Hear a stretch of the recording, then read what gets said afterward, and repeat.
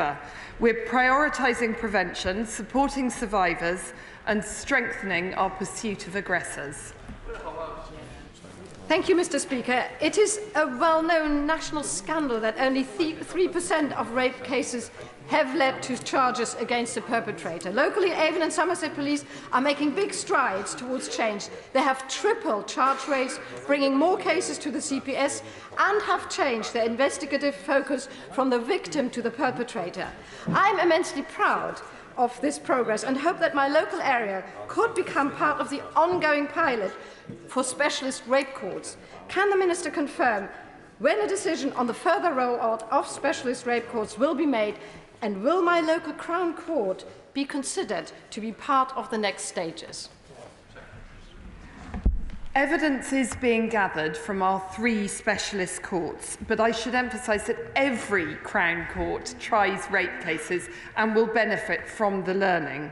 The South West, as the Honourable Lady has outlined, is really showing the way by demonstrating new ways of working with the police, providing specialist training to all first responders. They're also, I hear, planning a community event later this month. Prosecution rates for the appalling crime of rape against women and girls have been too low across the country.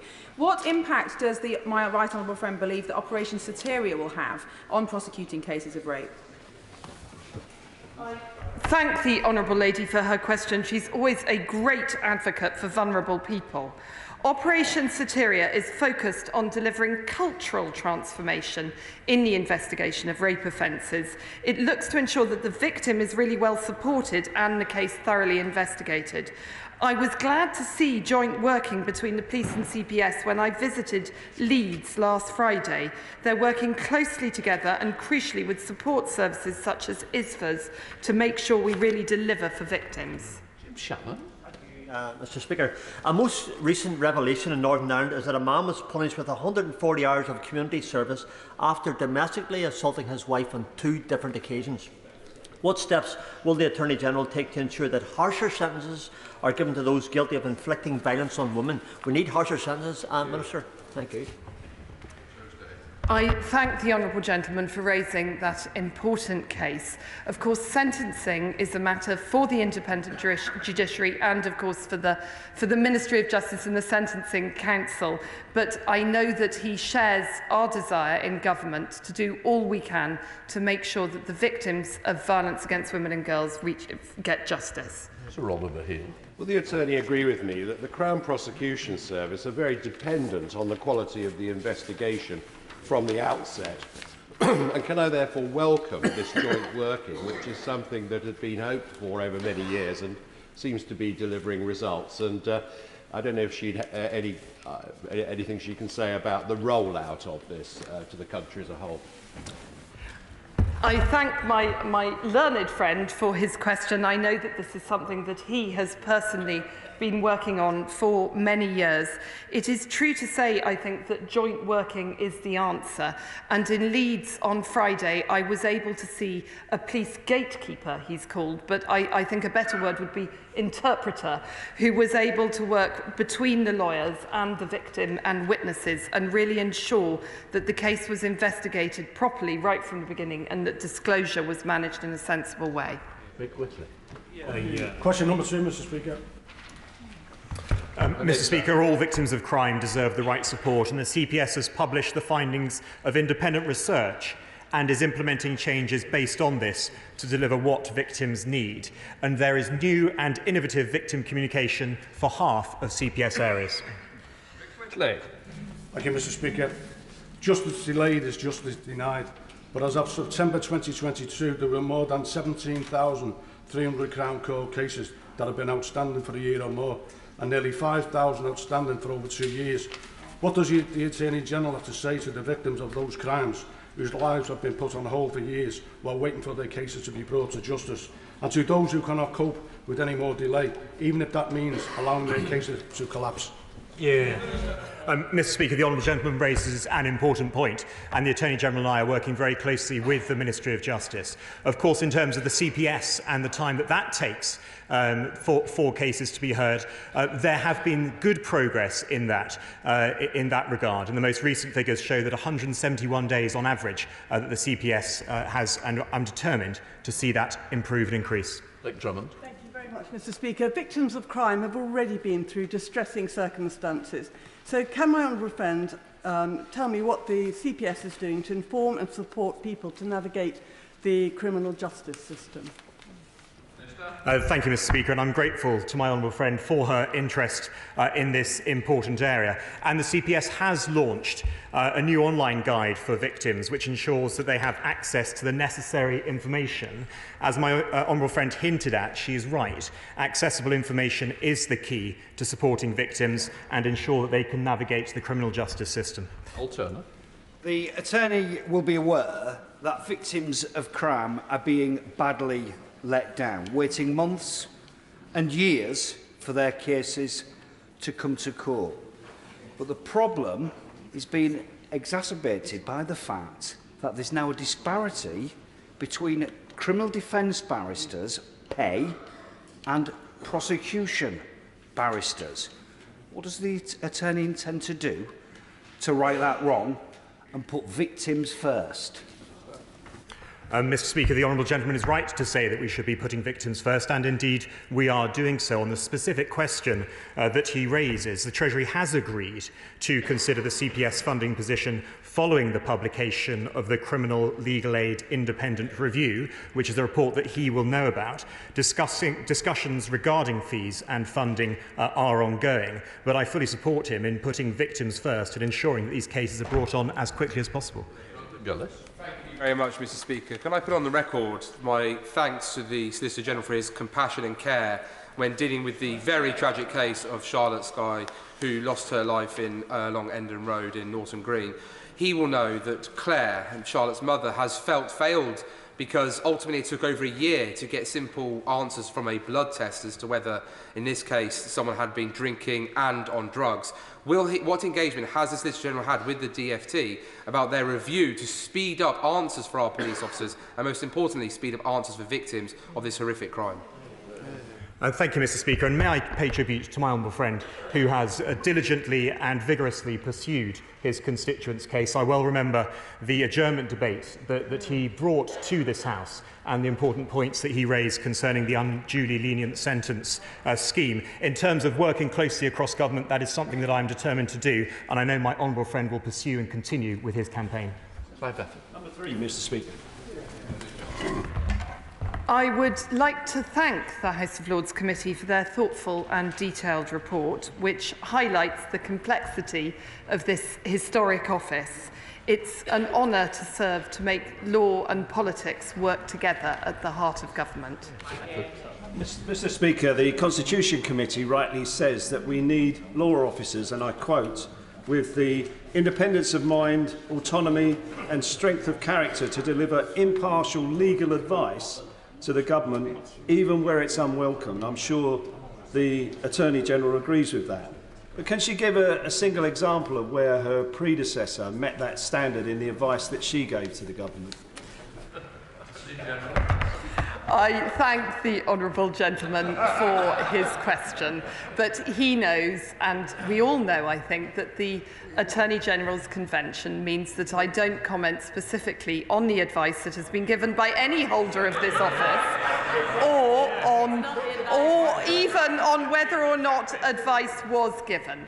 Seriously, and I think this is a serious matter, I think the report highlights some very important points on how the law officers work in combination as politicians and as lawyers. That is something that I take extremely seriously myself.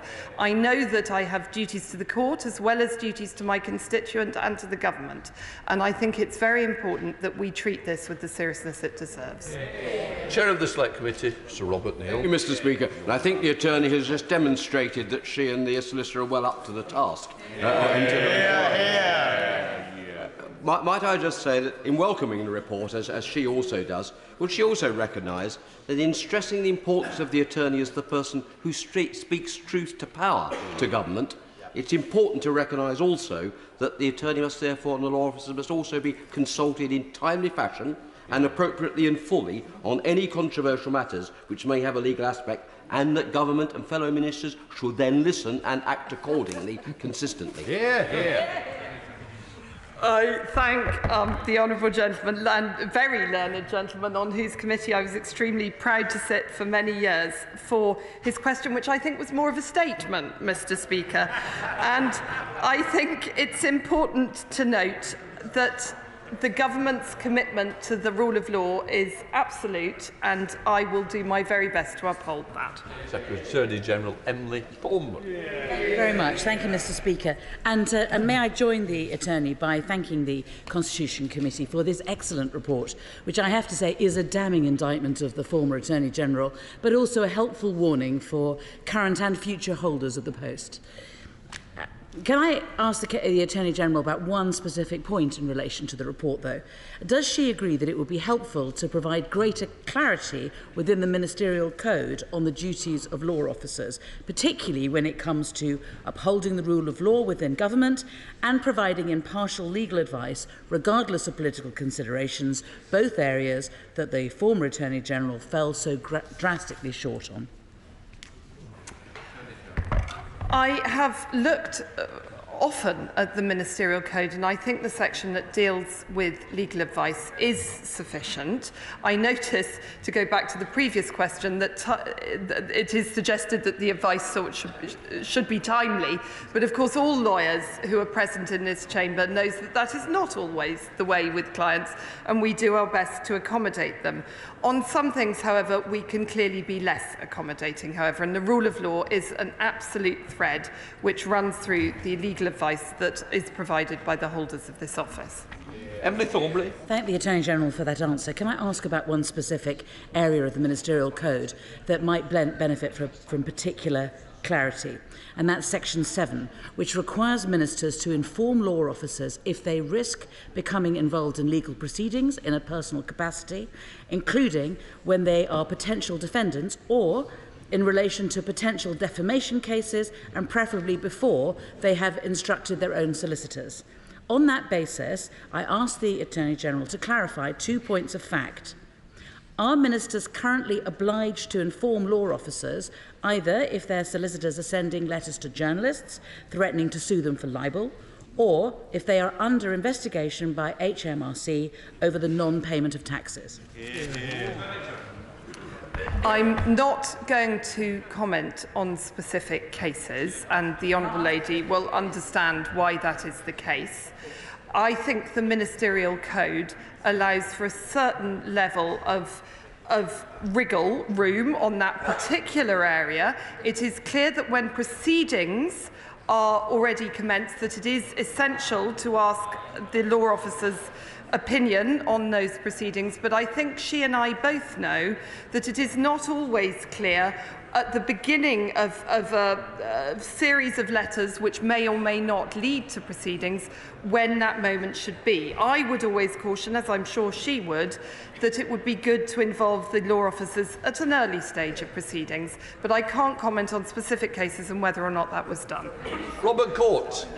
Number 4, Mr. Speaker. I thank my neighbour for his question.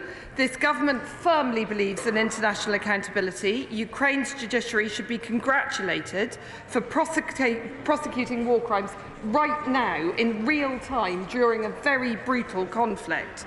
On Monday, I met a delegation of Ukrainian judges in this building and heard how they are approaching this monumental task. They're very grateful for our practical support, including an extensive training programme led by Sir Howard Morrison. Robert Court. Mr. Speaker, I thank the Attorney-General for that question. I mean, what assessment has she made of the international community's progress in bringing Russian leadership to trial for the crime of aggression in Ukraine? The crime of aggression is one of the most significant in international criminal law. At the invitation of Ukraine, we have joined a core group of states to discuss the establishment of a bespoke tribunal. We are absolutely determined to play a leading role in ensuring international accountability for Russia's actions. Thank you, Mr. Speaker. Will there be Russian war reparations to Ukraine? And how can the UK support that? At the moment, the international community is rightly focused on prosecution for war crimes. I think that is the right focus because we hope that we will, by so doing, have a good effect on the behaviour of those fighting this conflict at the moment. We undoubtedly are starting to turn our minds to reparations, and there is a great deal of work going on within government and as to how we best support the Ukrainians to do that. I know that the Secretary of State for Bays is very involved in this. Shadow Minister Andy Slaughter. Thank you, Mr. Speaker. 3 weeks ago, the Secretary of State for Justice told me from the dispatch box that Russian war crimes would be pursued via Ukrainian domestic courts and the International Criminal Court, even though that denied the possibility of prosecuting Putin and his inner circle for the crime of aggression. And at the time, the Attorney General appeared to share his view. Last week, the Foreign Office welcomed the special tribunal necessary to try Putin, saying it would complement the established mechanism. That's welcome, and I think that's what the Attorney said today. But can she, because we know her to be a candid and thoughtful person, explain and confirm what by any definition is a screeching U-turn in government policy?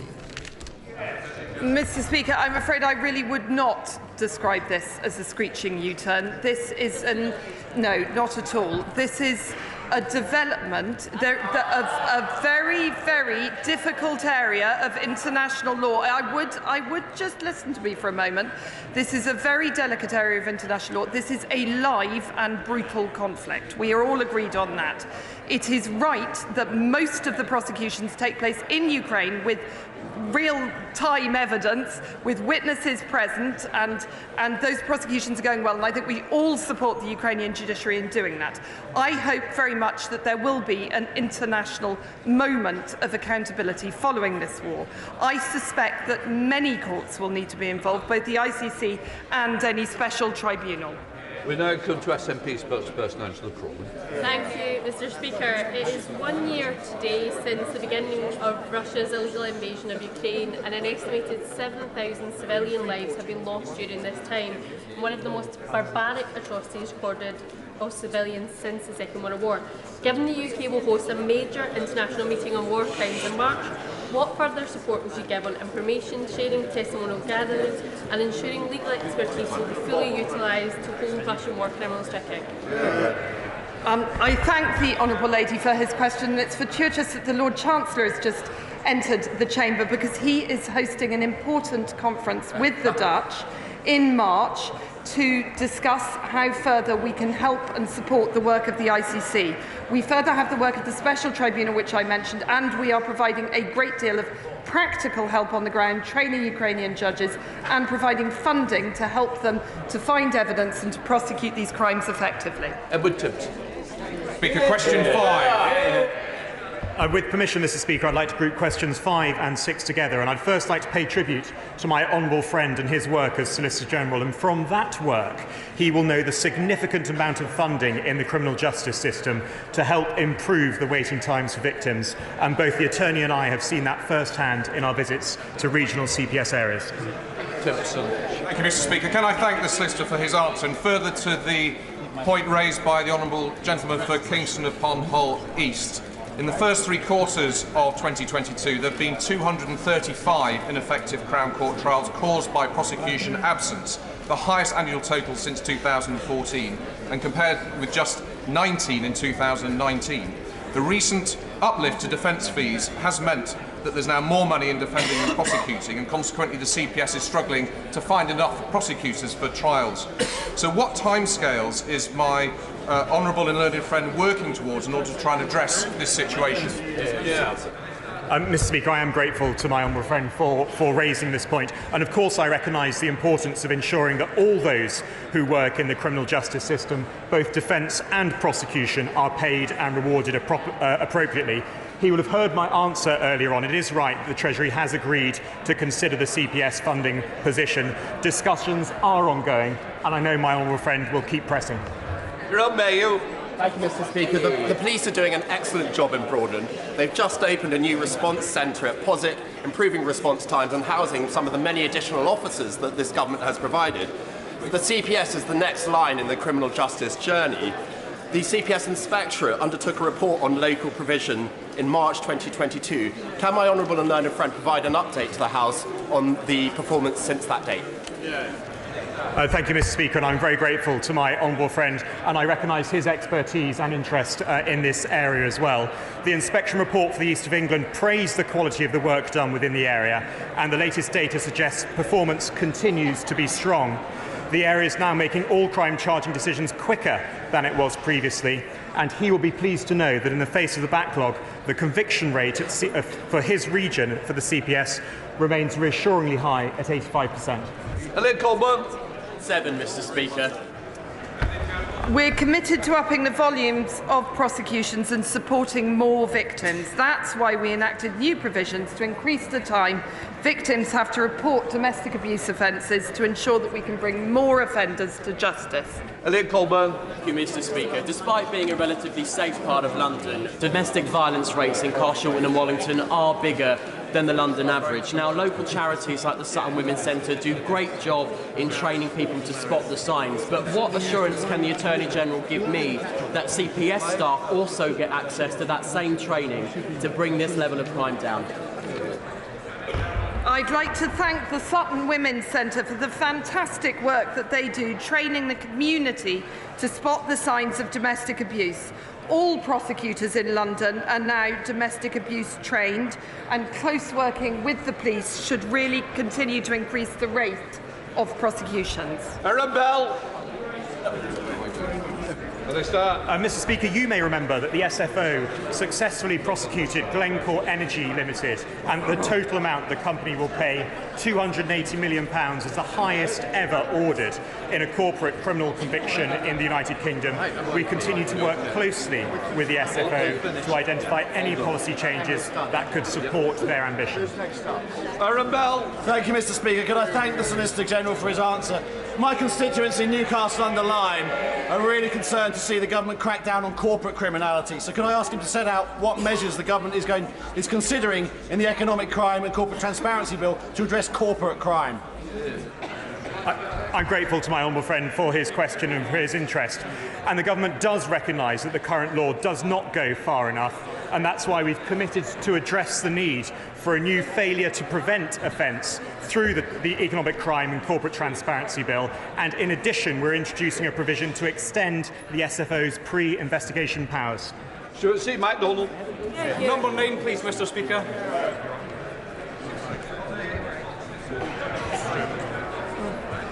Sorry, Mr. Speaker. By convention, whether the law officers have been asked to provide advice and the contents of such advice are, as I said earlier, not disclosed outside government. This convention enables candid legal advice to be given. Stuart C. MacDonald. Mr. Speaker, why was the prospect of a Section 35 order not raised at any point prior to the bill being overwhelmingly passed by the Scottish Parliament? What alternatives did she look at? And when will she set out the changes to the bill that she would want to see before the government would revoke the Section 35 order? These are simple questions, and if she can't answer them, all we can conclude is that the government has lost the last shred of respect it has for the Scottish Parliament. But, Mr. Speaker, that would be absolutely the wrong conclusion to draw. The Attorney General's convention is clear. The UK government respects the Scottish Parliament's ability to legislate within its competence on devolved areas. The government is committed to working together with the DAs and strengthening the union of the UK. Mary Kelly Foy. Mr. Speaker, we're committed to delivering justice for victims of hate crime. All CPS prosecutors are trained on hate crime, and its specialist prosecutors help to lead this work. The latest figures show that the CPS has prosecuted nearly 13,000 hate crime offences with a charge rate of 86% and, importantly, a conviction rate of 84%. Marie Kelly Foy. Thank you, Mr. Speaker. As we mark the start of LGBTQ History Month, it was shocking to see the year-end figures for hate crime, with a 41% increase in offences targeting people's sexuality and a 56% increase in offences targeting people's transgender identity.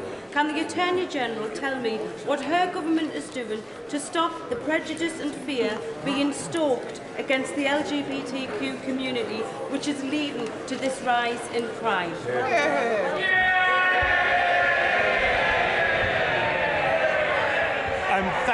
Thank you, Mr. Speaker. I can tell the Honourable Lady that in her area, the CPS in the North East is particularly successful in getting uplifts to sentences in relation to hate crime, and that over the last rolling year to date, they have been successful in obtaining uplifts in 90% of cases.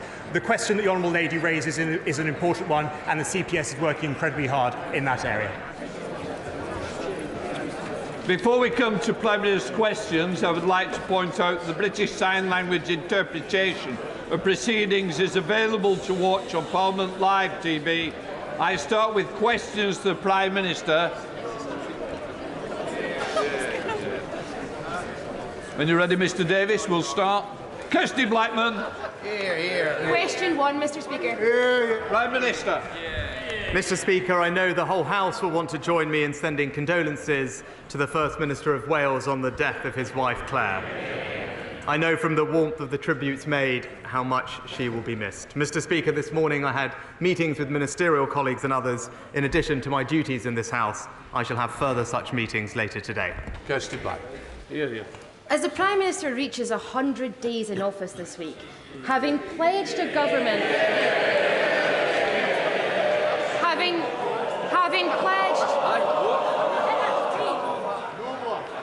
Having pledged a government marked by integrity, what are his thoughts on the UK being one of only 5 countries, along with Oman, Azerbaijan, Myanmar and Qatar, that has seen a decrease in Transparency International's corruption index score since last year?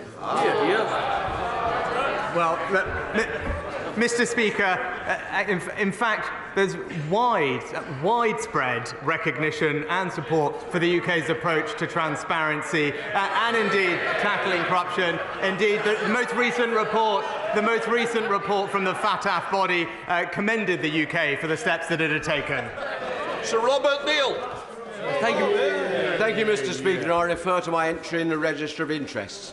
Arts Council England was established to increase access to great art for the population. There's real concern and anger that their current funding decisions do exactly the reverse of that on the basis of inadequate evidence and a lack of transparency in the process. Will my right honourable friend meet with me and other concerned members to discuss the situation in which centres of national excellence like English National Opera are at risk of closure and discuss a way in which we can reform the operations of Arts Council, which many people no longer feel is fit for purpose?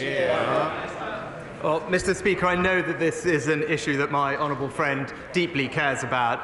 He will know that decisions made by the Arts Council are taken at arm's length from government. DCMS ministers have been assured that that process was robust, but I will ensure that he gets a meeting with the relevant minister to discuss this important matter further.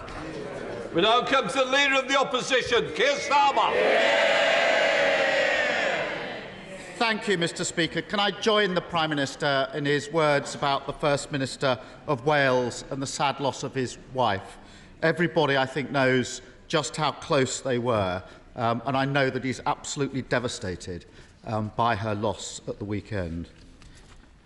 Mr. Speaker, when the Prime Minister briefly emerged from his hibernation at the weekend, he raised more questions than answers. So, in the interests of integrity and accountability, can he set the record straight? Did his now former chair tell government officials that he was under investigation by the taxman before or after the Prime Minister appointed him? Prime Minister. Mr. Speaker, I appointed the independent adviser to investigate this matter fully. he has set out his findings in detail over the weekend, and on receipt of those findings, I took action, and I'd refer the honourable gentleman to the independent advisor's report. Keir Starmer. Oh, come on! Anyone picking up a newspaper in July last year would have known that HMRC and the National Crime Agency were investigating months before he appointed him. Mr. Speaker, the Independent, 6th of July, new Chancellor's finances secretly investigated by the National Crime Agency. The Observer, 3 days later, 9th of July, revealed officials raised flag over tax affairs before he was appointed Chancellor. The Financial Times, the next day, 10th of July, pressure bills to explain his finances. Is he saying his officials hid this information from him, or was he just too incurious to ask any questions? Mr. Speaker, as I've said before at the dispatch box, the usual appointments process was followed with respect to the Minister without portfolio. No issues were raised with me at the time of his appointment, but as the independent advisor's report makes clear, there was a serious breach of the ministerial code, and that's why I took decisive action on receipt of that report. So, in relation to his former chair, his defence is, nobody told me, I didn't know, I didn't ask any questions. Is the Prime Minister now also going to claim that he was the... Order, Prime Minister. Mr Gullis, we heard enough last week. I can't hear what you're saying. I might not be able to hear what you're saying, but I can certainly see your mouth moving. It'll be moving outside if it continues. Prime Minister.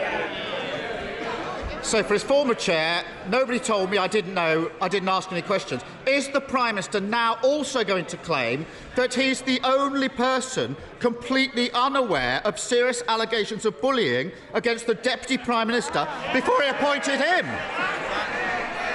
Prime Minister. So, Mr. Speaker, the honourable gentleman asked these questions about what was known, and I followed due process. I appointed an independent adviser as soon as I was made aware of new information. The independent advisers conducted this process. But if he is so concerned about what people are saying and is so concerned about behaviour in public life, then recently one of his own MPs was forced to speak out because being in his party had reminded her of being in an abusive relationship. And then his own office was caught undermining her. He ought to be supporting her and her colleagues, but if he can't be trusted to stand up for the women in his party, he can't be trusted to stand up for Britain. Mr. Speaker, at the last count, the Deputy Prime Minister was facing 24 separate allegations of bullying. According to recent reports, some of the complainants were physically sick. One says they were left suicidal. How would he feel if one of his friends or relatives was being forced to work for a bully simply because the man at the top was too weak to do anything about it? Mr. Speaker, I noticed he didn't say anything about why one of his own MPs describes being in his own party. And Mr. Differ, when I was made aware of formal complaints, I instructed a leading independent KC to conduct an investigation because I take action when these things happen. But what did he say at the weekend? He said at the weekend that hate had been allowed to spread unchallenged in the Labour Party under his predecessor. He was speaking as if he wasn't even there. But he was sitting right next to him, supporting him for 4 long years, not challenging. And it is typical of him, Mr. Speaker, declining to lead, sitting on the fence, carping from the sidelines, and never standing up for a principle that matters.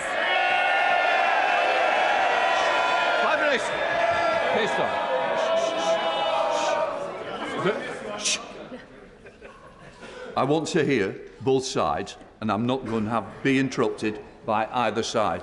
And I'm particularly looking for people who want to continue this, because we will sort it out today. Keir Starmer. Speaker, he's just like one of his predecessors who treated questions about conduct as something to brush off, who thought that ducking responsibility was a perfectly reasonable response for a Prime Minister. At least in fairness, his predecessor didn't go around pretending he was a paragon of integrity and accountability. But on that subject, was it a coincidence that the two people who arranged an £800,000 line of credit for the former Prime Minister were both shortlisted for plum jobs at the BBC and the British Council? Prime Minister. Mr. Speaker, as we addressed previously, the appointments process for the BBC chairman is rigorous, it's transparent, it's set out in a public code of conduct, and indeed was fully supported not just by an expert panel members, but also by the cross-party DCMS Select Committee, including where Labour members described the appointment as impressive. But Mr. Speaker, back this week in terms of what is actually happening to the people of this country, he voted this week with the unions to oppose minimum safety levels. He voted with Just Stop Oil to water down the public order bill. And what do the unions and Just Stop Oil have in common? They bankroll him and his party, Mr. Speaker. So while he sides with extremist protesters and union bosses, we stand up for hard-working Britons and school children. After 13 years in power, trying to blame the Labour Party for his failure to sort out the strikes it's rank pathetic. The Tory party's addiction to sleaze and scandal has done huge damage to this country, and the cost to the public keeps adding up. We've got a justice system letting murderers walk the streets, heart attack victims waiting hours for an ambulance, an economy that's shrinking quicker than his leadership. And even I couldn't quite believe it when I saw that his government is expecting taxpayers to pay the legal fees for the member for Uxbridge defending himself over his lockdown rule breaking. £250,000. Surely even this Prime Minister can put his foot down, stand up to his old boss and tell him he made the mess, he can pick up the bill. Mr. Speaker, he can't stand up to his union bosses. He can't stand up for Britain's school children today. And he can't stand up for the women in his party, Mr. Speaker. We're getting on, we're halving inflation, we're growing the economy, we're reducing debt, we're cutting waiting lists, and we're stopping the boat. While he can't even figure out what he believes in, we'll keep delivering for Britain. Thank you very much, Mr. Speaker. Would my right honourable friend agree with me that the integrated care boards must prioritise more access to new GP services, especially in places like South Derbyshire, where new housing estates are being built at the fastest rate in England, and in particular on the new brownfield development of Drakelow? Well, Mr. Speaker, the government is committed to increasing the number of doctors in general practice, and last year saw the highest ever number of doctors accept a GP training place. The BMA are consulted each year on the funding of GP services, and my honourable friend will know that the NHS has a statutory duty to ensure sufficient medical services, including general practice, in each local area. Leader of the SNP, Stephen Flynn. Mr. Speaker, I'd like to pass on my condolences and indeed those of my party to the First Minister of Wales and also to the family, friends and colleagues of firefighter Barry Martin, who so sadly lost his life following the blaze in Edinburgh just last week. Mr. Speaker, we've just marked the 3-year anniversary of Brexit, and we've learned... They'll not be cheering in a moment, Mr. Speaker, because we have learned three things. The UK's trade deficit has grown. The economy is being hit to the tune of £100 billion each year, and of course, we know that the UK's economy is expected to be the worst performing of all advanced nations. Does the Prime Minister still believe that the UK can afford not to be in the European Union? Prime Minister. Well, Mr. Speaker, if you actually look at it, since Brexit, the UK has grown exactly the same as Germany has, Mr. Speaker. But not only that, we are taking advantage of Brexit to deliver for the people across the UK, whether it's the fishing and farming communities of Scotland, whether it's through the 2 new free ports that we've just announced. But, Mr. Speaker, the difference between his party and ours is that we respect referendums. Mr. Speaker, let's be clear. Taken together, 2022 and 2023 are expected to be the worst years for living standards since the 1930s, and the economy is expected to perform worse than sanction-hit Russia. So as the Brexit ship sinks, with the Prime Minister and the Leader of the Opposition at the helm, does he blame those Scots who want to jump aboard the independence lifeboat? Well, Mr. Speaker, the number one factor that is impacting people's living standards, inflation, caused by high energy prices as a result of a war in Ukraine, Mr. Speaker. It's got nothing to do with Brexit, and that's why the government is taking significant action, supporting every family with £900 this winter. But what I would say to him is, rather than obsess about constitutional arrangements, focus on delivering for the people of Scotland. That's what we will do. David Johnson. Yeah. Thank you, Mr. Speaker. The baby daughter of my constituents, Gary and Sarah Andrews, died just 23 minutes after she was born. When they asked questions about that, the parents were told that these things happen, and that if they had to listen to the concerns of every mother, they would be overrun. Thanks to dogged campaigning by Gary and Sarah and other parents whose babies had died avoidably, Nottingham University Hospital's trust was found to have systemic failures, and last week was given the highest fine that's ever been given for failings in maternity care. Does my right honourable friend agree with me that this case, this situation, has to serve not just as a watershed moment for having the highest standards of maternity care, but also that when things do go wrong in something like an NHS trust or another public body, they have to be open and honest and transparent about their failings so that people can get the truth and not have it hidden from them? Well, Mr. Speaker, I'm very sorry to hear about the tragic case that my honourable friend raises, and I know the whole House will join me in sending our thoughts to Gary and Sarah. We want to make sure that the NHS is the best and safest place in the world to give birth, and the NHS has taken steps to improve, but cases such as the one that my honourable friend raises highlight that more must be done. Nottingham University Trust is receiving support from the expert maternity improvement advisors, and nationally the Royal College is implementing the recommendations from the independent Ockenden report, together with £127 million of extra investment. But my honourable friend is absolutely right. When situations like this do arise, transparency is paramount so we can seek answers and make improvements. Caroline Lucas. Thank you very much, Mr. Speaker. It's nearly 10 years since the tragic death of 9-year-old Ella Roberta, the first person ever to have air pollution listed on her death certificate. Yesterday's Environmental Improvement Plan pledges to improve air quality, but the government's targets are for 2040. That's a whole generation away. I don't think that's fast enough, and neither does Ella's mum, Rosamond Adu Kisi-Deborah. So on her mum's behalf, will the Prime Minister agree to meet us both to discuss the life-saving measures in a new proposed bill called Ella's Law?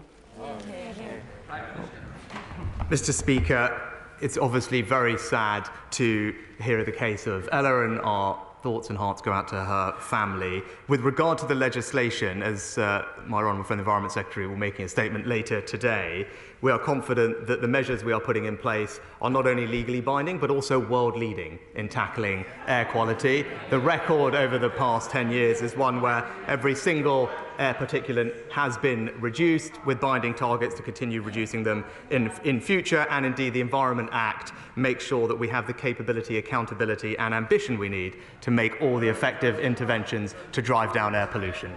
Dr. Liam Fox. Thank you, Mr. Speaker. Compared to what some people seem to believe, 82% of the jobs in our economy are in the private sector. compared to 18% in the public sector. Most of those private sector jobs will be in small businesses, the small businesses that we will depend upon for wealth creation and prosperity in the future.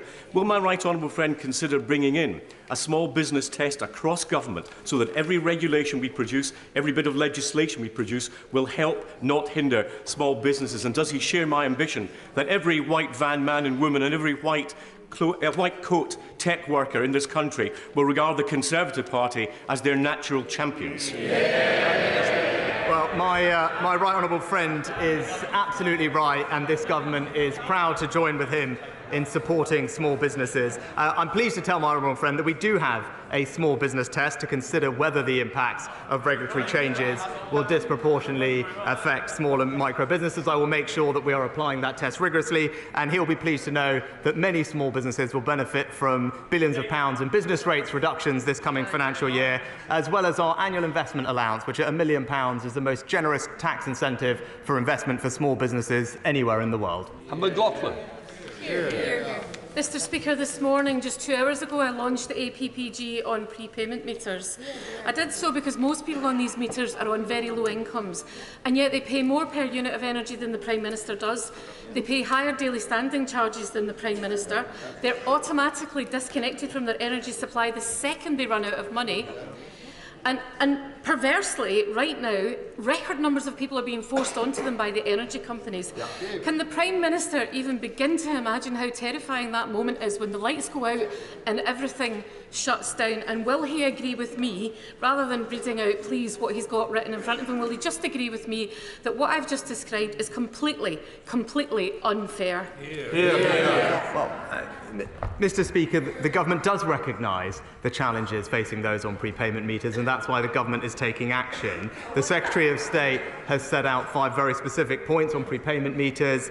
Energy suppliers are being spoken to make sure that they treat customers with the respect and flexibility that they deserve. And finally, Ofgem have announced that they are launching a review into supplier practices in relation to prepayment meters. But all of this, Mr Speaker, comes on top of the considerable financial support that this government has provided to help people with their energy bills, with more of that support being targeted at the most vulnerable families in our society. McLean.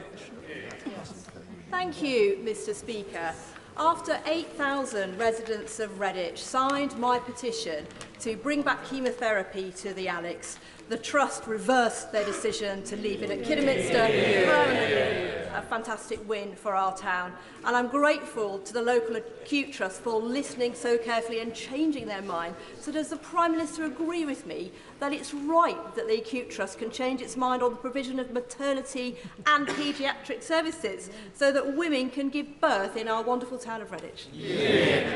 Well, Mr Speaker, my honourable friend has clearly been a fantastic advocate for the Alex and for her constituents. We have awarded £10.5 million to the local trust, and I understand that some of that funding is being used to improve maternity and paediatric services at the nearby Worcestershire Royal. My honourable friend will know that these operational decisions are being made by integrated care boards, and I know that she will continue to make her views known. Andrew Gwynn. Mr Speaker, if I had £1 for every time I'd heard the Prime Minister's weak excuses, I'd be able to pay the former Chancellor's tax bill. Because it was last July that it was reported that the National Crime Agency had investigated the Right Honourable Member for Stratford-on-Avon.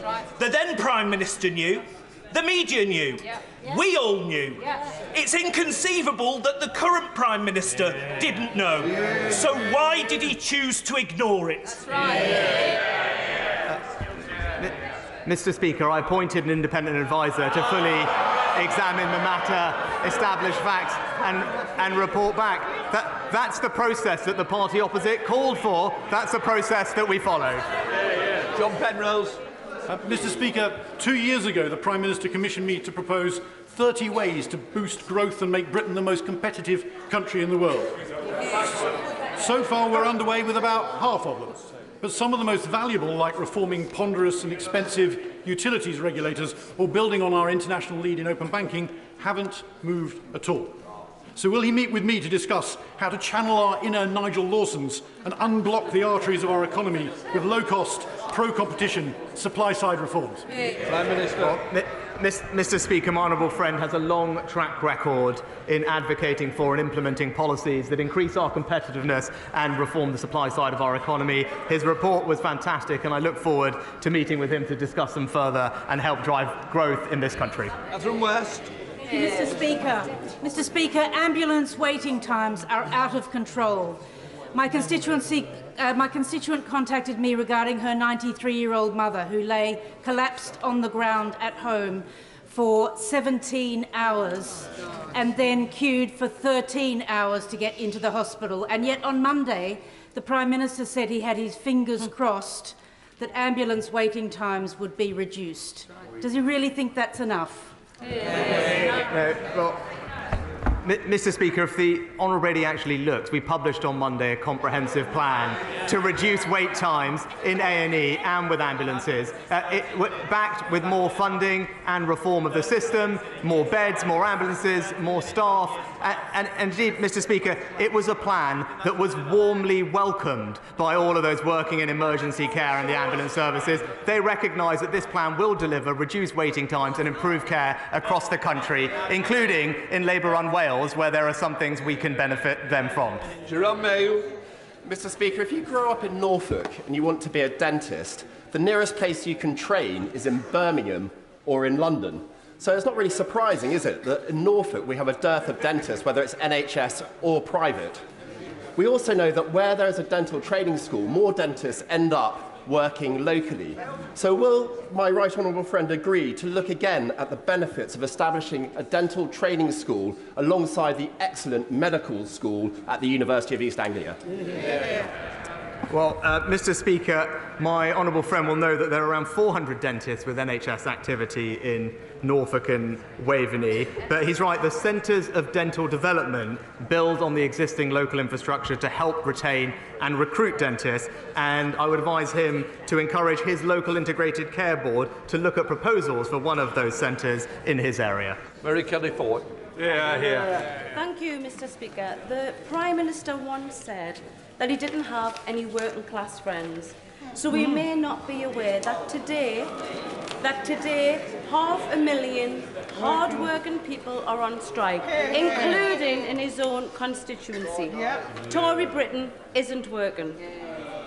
Is the Prime Minister going to get a grip and negotiate with working people, or does he intend being remembered as the PM who silenced and sacked hard-working nurses, paramedics, teachers, rail workers and firefighters in a cost-of-living crisis? Well, Mr. Speaker, when it comes to teachers, we've actually given teachers the highest pay rise in 30 years. Includes a 9% pay rise for newly qualified teachers and record investment in their training and development. I am clear that our children's education is precious and they deserve to be in school today being taught. And actually the party opposite would do well to say that the strikes are wrong and we should be backing our school children. Dr. Neil Hudson. Thank you, Mr. Speaker. Sadly, suicide is the biggest killer of young people under 35 in the UK. My constituent, Andy Airy, along with Tim Owen and Mike Palmer, are the three dads walking. Andy, Tim and Mike each tragically lost their precious daughters, Sophie, Emily and Beth, to suicide, and have campaigned tirelessly through charity walking for suicide awareness and prevention to be included in the school curriculum. I've been humbled to support them, including joining them on their UK walk as they came through Penrith, with their petition, which is due for parliamentary debate on the 13th of March, and with my early day motion, which has support from right across the House. Would the Prime Minister join me in paying tribute to the three dads? And would he meet with me and the three dads to discuss suicide prevention and ultimately save young lives in the future? Well, Mr. Speaker, of course I pay tribute to Andy, Tim and Mike. especially for channeling their own personal tragedies into such positive action to prevent this happening to other families. That is inspiring and they deserve enormous credit. The government is taking action to improve the provision of mental health services for young people in schools and colleges, but I would be delighted to meet with him and Andy, Mike and Tim to discuss what more we can do. Ian Blackford.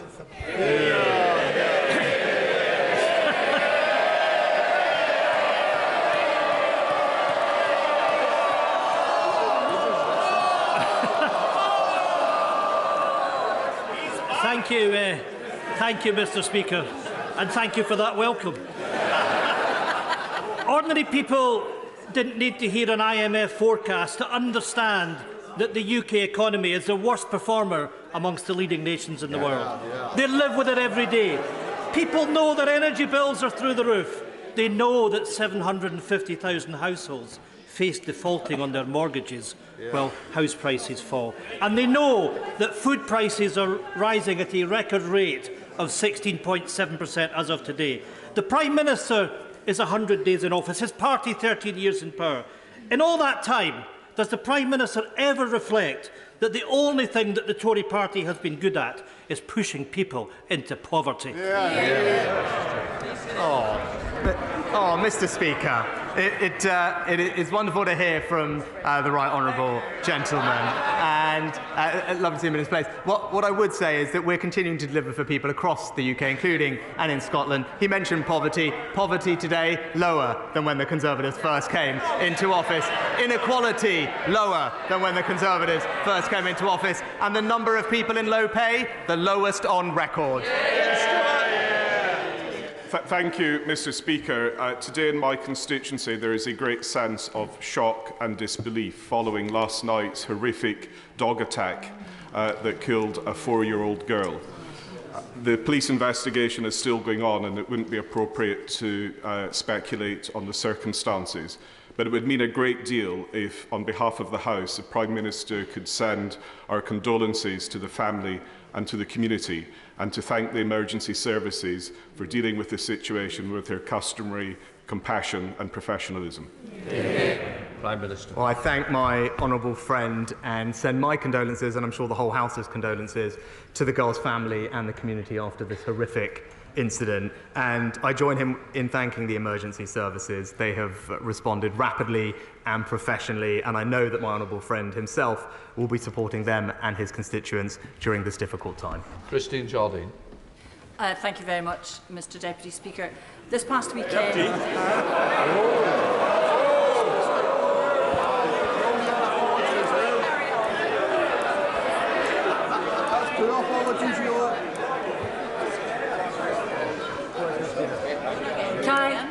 Can I blame the pain? Can I blame the painkillers? Apologies, Mr. Speaker, and thank you. This past weekend, I visited a charity which was hosting an exhibition in my constituency about metastatic breast cancer, which claims 31 lives each day in the United Kingdom. And the women there asked me to convey at the first opportunity to the government the need for more awareness, more support, more research and more drug availability. Can I ask the Prime Minister if he will do that, if he will help to bring that support? But also, I have written to the Scottish Government asking for their support, if in his next meetings with the First Minister he would mention it to her. Well, Mr. Speaker, can I pay tribute to the charity that the Honourable Lady mentioned and for the work they do? She's absolutely right. Awareness is key in tackling and identifying breast cancer symptoms early. One of the reasons why we're investing more in diagnostic and screening tools to make sure that we can detect more cancers earlier and treat them and ultimately save people's lives. I would be happy to pick up this particular topic with the First Minister when I next speak to her and ensure that we are working together to improve cancer services for everyone, regardless of where they live in the UK. Thank you, Mr. Speaker. In the United Kingdom government's negotiations with the EU regarding the Northern Ireland Protocol, would the Prime Minister kindly confirm to the House that the sovereignty of the United Kingdom and its 4 nations will not be compromised? Mr. Speaker, I can give my honourable friend that assurance. I know this is something that he cares passionately about. The implementation of the protocol is having an impact for communities in Northern Ireland. That's why it needs to be addressed, and that's what we are attempting to do through constructive dialogue. But the goal in that must be to ensure Northern Ireland's place in our precious union. Kim Johnson. Thank you, Mr. Speaker. Since the election of the fascist Israeli government in December last year, there has been an increase in human rights violations against Palestinian civilians, including children. So can the Prime Minister tell us how he is challenging what Amnesty and other human rights organisations are referring to an apartheid state? Well, Mr. Speaker, the Honourable Lady also failed to mention the horrific attacks on civilians inside Israel as well. And it's important in this matter to remain calm and urge all sides to strive for peace. And that's very much what I will do as Prime Minister and in the conversations that I've had with the Israeli Prime Minister. Sir John Hayes, final. Mr. Speaker, in 2016, the British people had the wisdom and foresight to take back control from foreign lawmakers. And when they did so, they believed we were taking back control of our borders. Yet since that time, we have faced wave after wave of illegal migration. So will my right honourable friend, without further delay, bring forward the necessary legislation to turn back the tide and fulfil the promise that was made to the British people then? Well, Mr. Speaker, my honourable friend makes an excellent point. That's why one of this government's 5 priorities and promises to the British people is indeed to stop the boats. We will introduce new legislation that makes it unequivocally clear that if you arrive in this country illegally, you will not be able to stay. We will swiftly detain you and remove you to your own country or a safe third alternative. That's the right and responsible way to tackle this problem. Completes questions.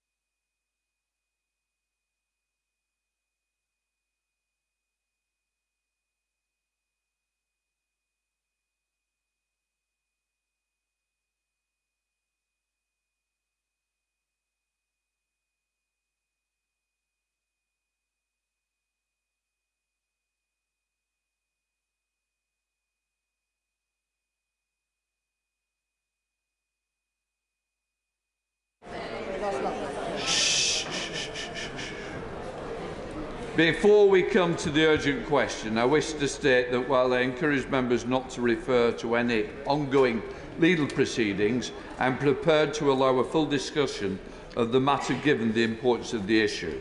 So we now come to the urgent question. I call Ian Burton. Thank you, Mr. Speaker. To ask the Home Secretary if the Home Office will make a statement on the National Police response to Hillsborough family's report. Minister. Thank you, Mr. Deputy Speaker. I'm extremely grateful to the honourable member for his question. I know this is a subject with very profound personal resonance for him, and I pay tribute to him and many others for the work they have done and continue to do in memories of the victims of this awful tragedy and to ensure the lessons are learned. The Hillsborough disaster was an awful, devastating tragedy. Its impact continues to be felt to this day, especially by the families and the friends of the victims. I'm sure the thoughts of the whole House are with them. It is imperative that lessons are learnt from the experiences the Hillsborough families have gone through, so I am very grateful to Bishop James Jones for the report he produced, highlighting a number of points of learning for the government, for the police and for other agencies. As my right honourable friend, the Home Secretary, said yesterday during the debate, the government is fully committed to engaging with the Hillsborough families prior to the publication of the government's formal response. And I can also say that in particular, since arriving in the Home Office 2 or 3 months ago, I've asked for this work to be sped up. and we are expecting it to come out in the course of this spring. Mr. Speaker, the National Police Chiefs Council and the College of Policing published their response earlier this week. I welcome their commitment to avoiding repeating the mistakes that were made and for the apology which they gave. They made clear that strong ethical values, the need for humanity and humility in the police response to public tragedies is critical, and one of the commitments they made, rightly, earlier this week is to substantially strengthen and update their own code of ethics in relation to these issues. Mr. Speaker, there have been some very important steps made by the government in the last few years, responding which have addressed a number of the points, but not all of the points, which Bishop James Jones published. For example, in February in 2020, a suite of police integrity reforms were introduced on a statutory basis via the professional standards for policing, which included, critically, a duty to cooperate with inquiries. Other initiatives have been taken forward to support bereaved families already, including the removal of means testing for exceptional case funding to cover legal support for families at inquests, which broadens the scope and access for families, and refreshing our guide to coroner services for bereaved people so it's more tailored to their needs and it provides improved guidance for others involved in the inquest process. The Inquiries Act 2005 also provides a statutory process for funding legal representation requests. Last year, the Home Office also established an independent pathology review and additional consultation with the families is now taking place. A consultation has also taken place on retaining police documents, which was the subject of a recommendation made by the Bishop, and the Ministry of Justice have also consulted on establishing an independent public advocate.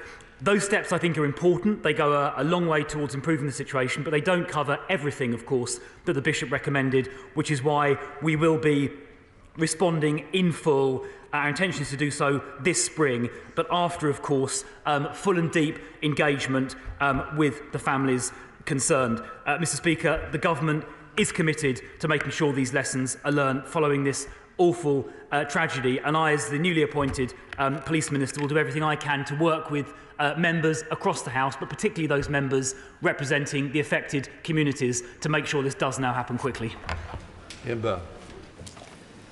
Since that awful day on the 15th of April 1989, 97 people died directly from the actions of South Yorkshire Police and other agencies, including the emergency services, the FA and Sheffield Wednesday Football Club, with families destroyed and survivors traumatised, so traumatised that many have since taken their own lives. The lies and smears from the establishment cover-up, who acted with impunity and arrogance because they could, meant justice was never delivered for all those who died and suffered since. In 2017, Bishop Jones delivered a report, The Patronising Disposition of Unaccountable Power, a report to ensure the pain and suffering of the Hillsborough families is not repeated. Shamefully, we have not yet had a government response to his recommendations to a report commissioned by the then Prime Minister, the Honourable Member for Maidenhead. Bishop Jones yesterday said the delay was intolerable. His recommendations are in essence the Hillsborough Law, which so many in this place and outside have since campaigned for.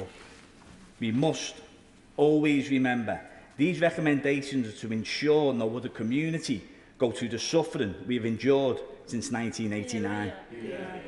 They hopefully future-proof the ability to gain justice.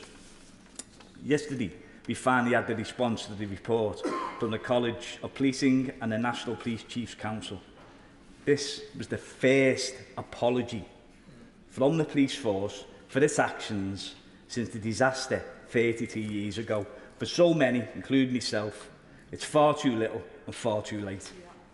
Yesterday's recommendations from the police did not go anywhere near far enough to change the culture we came up against in our quest for justice. So I ask the Minister, will this government do the right thing for future generations of our nation and implement a Hillsborough Law containing Bishop Jones's recommendations with immediate effect? The families and survivors of so many disasters and consequent state cover-ups deserve nothing less, and these injustices must never ever be allowed. If a Hillsborough Law had existed in 1989, we would have had a chance of justice for the 97. Without it, we had none. Minister. Well, look, I fully understand and respect the sentiments that the honourable member just so powerfully expressed in his remarks. In relation to the timing and the years that have passed since the Bishop's report, for much of that time there were ongoing legal proceedings, and of course nobody wanted to prejudice those for obvious reasons. That accounted for about 4 years, from 2017 to around about May of 2021. But about 21 months have passed since then, and I agree that the government response does need to come out quickly. It's something that since my appointment a couple of months ago I've asked to get sped up, and I want to try and make sure that happens this spring, but following, of course, consultation with the families that obviously is extremely important, and that will include responses to the points that he made. But I would just reiterate that the statutory changes made to the professional standards for policing in 2020 do include a duty of cooperation on police officers in relation to inquiries, which is a very important thing, as he said already. But he is right, we do need to get on and respond comprehensively to the Bishop's recommendations, which is what I'm working on. Theresa May. Thank you, Mr. Speaker. The apology from the police is, of course, welcome. But frankly, it would have been far better for them to have done their job properly on that fateful April day 34 years ago. If they had done so, families of the 97, and indeed the whole Liverpool community, would not have gone through the suffering and anguish that they've had to bear over the last 34 years. Can I say first to my right honourable friend, saying vaguely that the government's response will be available this spring, I do not think is good enough. 5 years on, the government must publish its response. But will he agree with me that one of the elements that can be put in place to help families who, if sadly such an event, a tragedy of this sort happens in the future, is the introduction of what was promised in the Conservative Party manifesto in 2017 of an independent public advocate? And will he commit now that the Home Office will not put any barriers in the way of the work of the Ministry of Justice to introduce such a body? Well, I thank my right honourable friend for her question. I mean, as I mentioned, for about approximately 4 years since the publication of the report, there were ongoing criminal legal proceedings which nobody wanted to prejudice. But as I have said in the House, and as the Home Secretary said yesterday, we do want to now get on and quickly respond comprehensively to the Bishop's report. In relation to the independent public advocate, a measure being worked on by the Ministry of Justice, as the Right Honourable Lady said, a public consultation has taken place on that, and the response is being worked through in the usual way, but it's happening at pace. Shadow Home Secretary Yvette Cooper. Thank you, Mr. Speaker. Can I thank my honourable friend, the member for West Derby, and also all of the Merseyside MPs for pursuing this and securing this urgent question. 97 people lost their lives as a result of what happened at Hillsborough on that terrible day 34 years ago. And we remember the football fans who never came home, and we must also never forget the shameful cover-up that followed. The Hillsborough families have fought for decades against obfuscation and lies to get to the truth. And everyone hoped that Bishop John James' report would be a turning point, and I welcome the work the former Home Secretary did to commission that report.